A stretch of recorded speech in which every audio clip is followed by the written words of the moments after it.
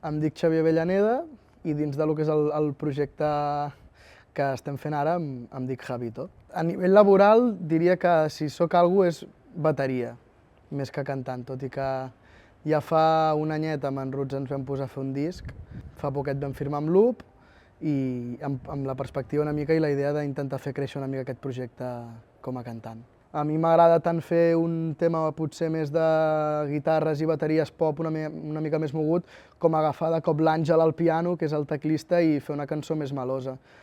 Ara, com a bateria també, si em fas triar, jo em quedo amb el reggae, perquè és el que vaig començar fent amb Andana, és el que hem fet amb Boom Boom i és el que em fa vibrar més com a intèrpret. El primer disc neix de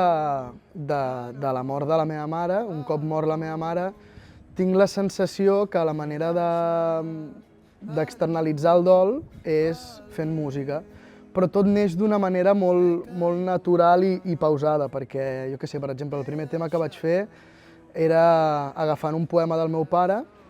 i intentant-li ficar música. I llavors vam quedar amb en Roots, ho vam fer, i a mica en mica que anàvem quedant ens anàvem donant compte que hòstia, sortien idees i sortien més cançons que en un inici no teníem gens concebut que fos en forma d'àlbum, però a mesura que vas traient totes les coses que tens des del dol fins a altres vivències, almenys en el meu cas, és com que sortien moltes lletres necessàries per explicar o per treure. I hi ha molts concerts en els que veig la gent plorant o la gent com molt dins escoltant el relat de la cançó, i per mi això ja és una victòria, perquè jo al final el que vull és que, òbviament, sí, que la cançó agradi o que tingui una rítmica que pugui ser o ballable o com a mínim que no se't pugui fer avorrida, però per mi és molt important el relat i que m'ajudin també tota aquesta gent que m'ajuda no només a nivell del que és la cançó